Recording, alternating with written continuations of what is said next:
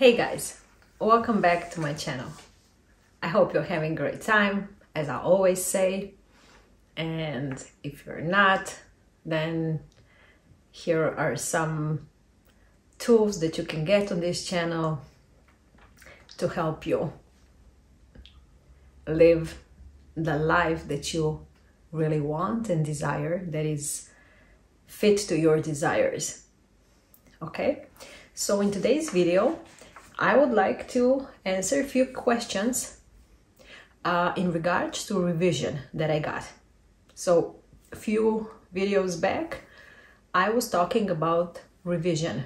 Revision is the best tool. So if you would ask me, Sandra, give me one tool that I can change my life and create my life the way I want, or if I could for the rest of my life use only one tool, revision would be that tool. So I got a couple of questions after that video, and two of them were the ones that I would like to briefly discuss today. So one question was, okay, Sandra, I started working in a job. I had, how is it said? It's probation, right? For, I don't know, a few months, and then you get like real employment. And they just notified me that they won't be needing me, my services. So how do I revise that? Because I don't want to work there anymore either. Okay, it's a great question. We have many examples in our lives like this, maybe like with a relationship gone wrong. So we would like to revise, but you don't want to revise that relationship in terms of being again with that person because you don't want to be with that person. So what do? How do you go about that? Okay, so remember guys, the key thing about revision is you want to change your emotional response and emotional memory to that event or to that person. Okay, I was talking about my childhood. So my intellect knows what happened, but I don't have any emotional response to the things that were happening anymore. That's what is the goal. So in terms of, I don't want to go to that job, I want a different job. That's exactly why you wanna do a revision on this job. Because otherwise, in most cases, you will get another job and similar things will happen. It's a pattern. You want to break the pattern. Okay? You can revise in terms of having a good time there, but getting better opportunity. You know? Imagining, so if it was, let's say the whole environment, if it was not like supportive, revise that. Imagine it was supportive environment. It doesn't matter why you're not there anymore. You imagine how you would want it to be if you would have stayed there. Because you carry yourself with yourself in another situation. And when you go to another situation and you go to another job interview, they would ask you what happened with the previous company. And if not good feeling emotions wake up within you, then you're carrying that with yourself and you're creating from those negative emotions. They're not negative, they're just, your GPS is telling you that's not the right path for you. So that's why you want to revise. You want to revise, you had a good time there, and there were there can be, you know, different circumstances. You can move to another city and, you know, not work there anymore. You can get a better offer and not work there anymore. But you still revise that you had a great time there. Or if great time is too far away from what was really happening, then good time. Go step by step. That's why you want to do that. Okay? The other question is, many years ago, I got a divorce. Me and my ex-husband are today in a great relationship, but my son at the time was, I don't know, 11 or 12, really struggled with us getting a divorce. What do I revise? I don't want to be again with my ex-husband, but how do I go with revision? So the key question is always, what do you want? So the memory here goes to how the child was struggling with the divorce of their parents. So imagine that child being like okay with it. You know your child, how you were able to explain the situation, that he, as much as he could in his age, understood, and it did not affect him or her as much as it did. At least that. And then when you get to that point, you can go to the point that it didn't affect him at all. That, you know, the child was happy that you've separated because, you know, you were arguing all the time and it was much better now.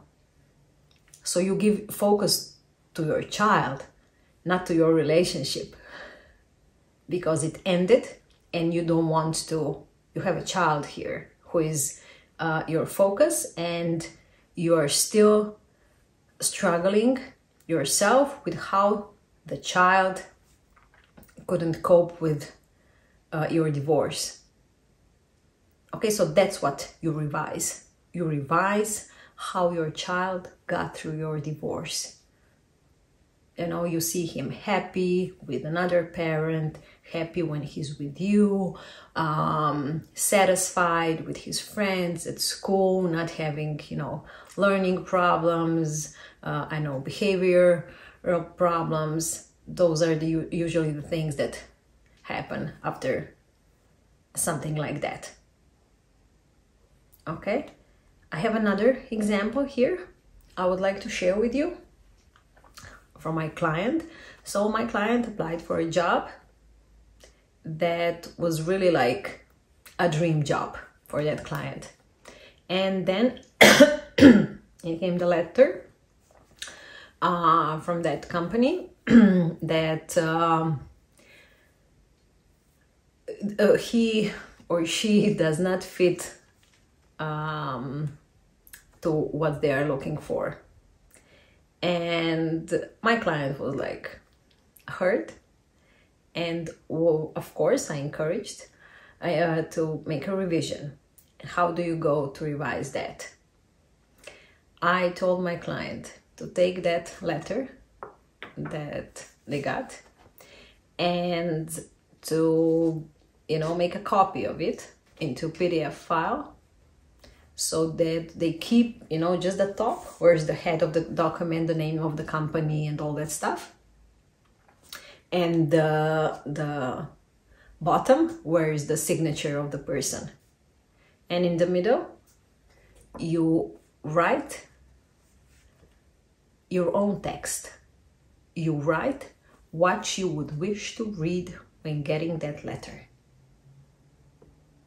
So I spoke in my previous videos. You decide the outcome. It's up to you. You decide what you want to see, what you want to hear, what you want to experience.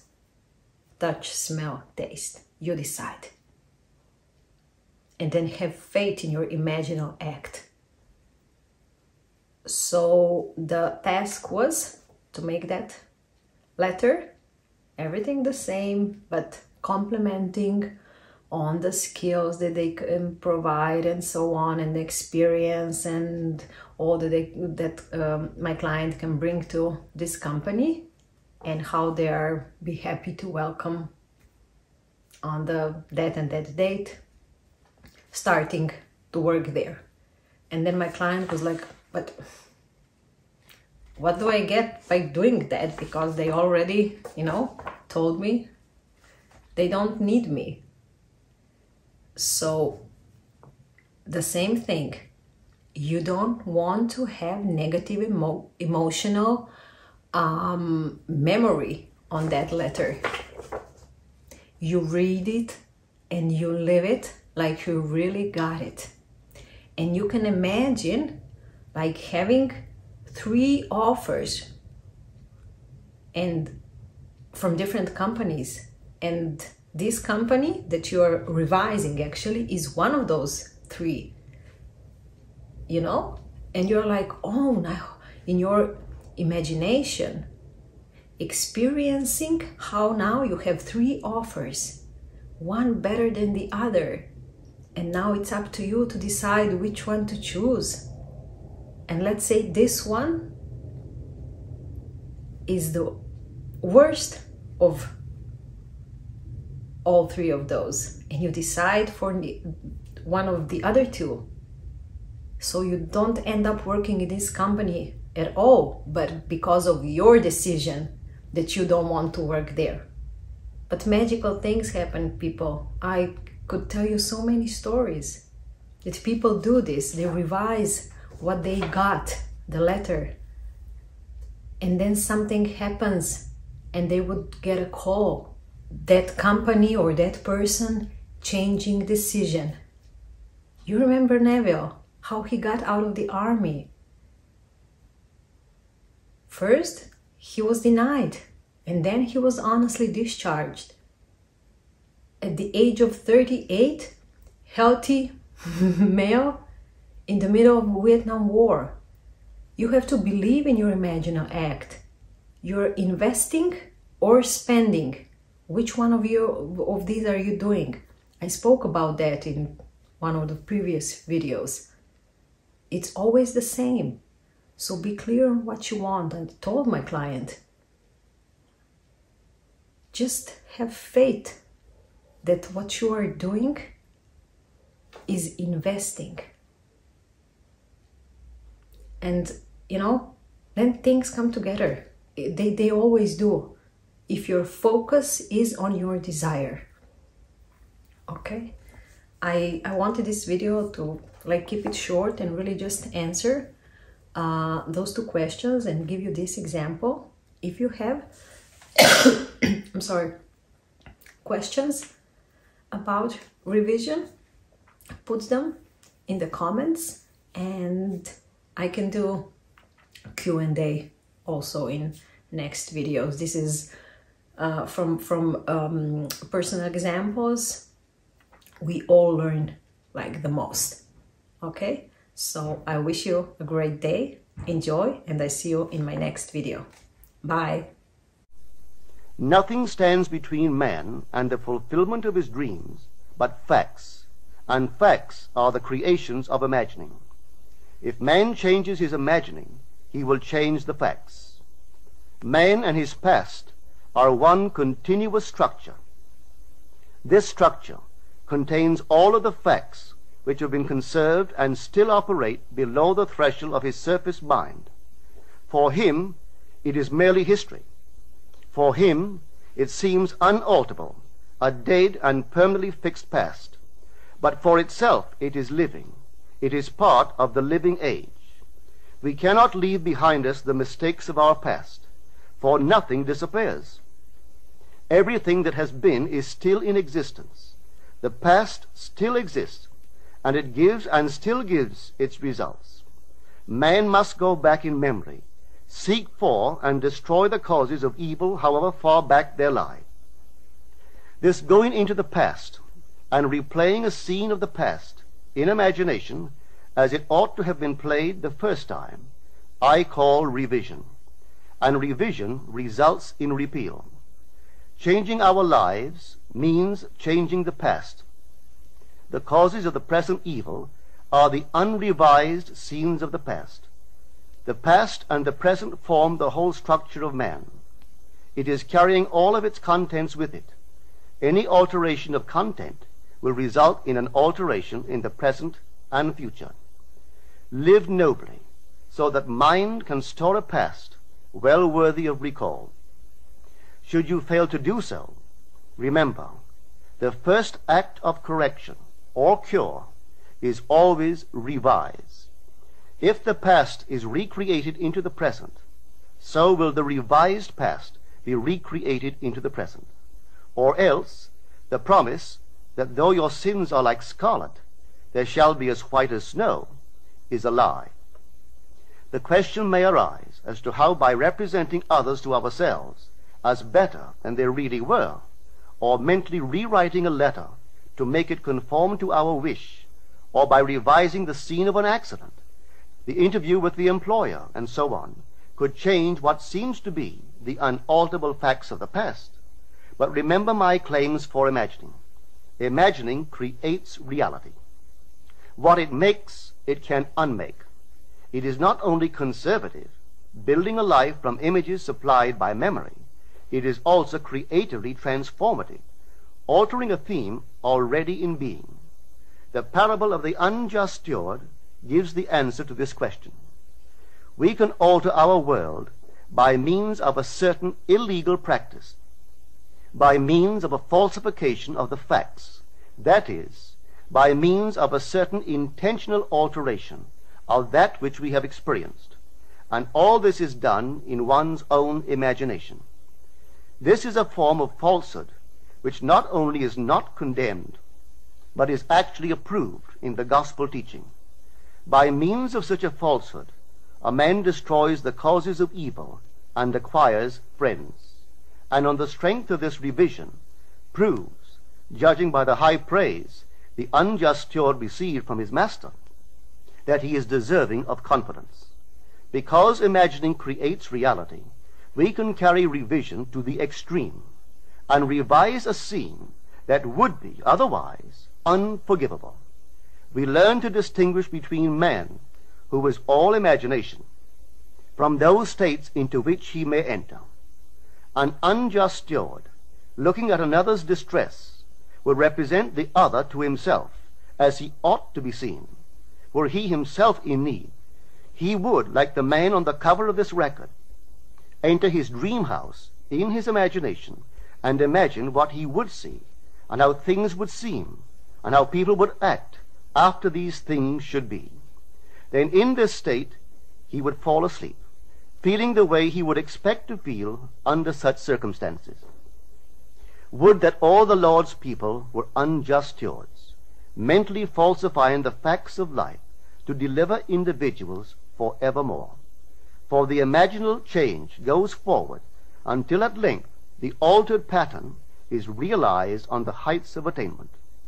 Our future is our imaginal activity in its creative march. Imagine better than the best you know.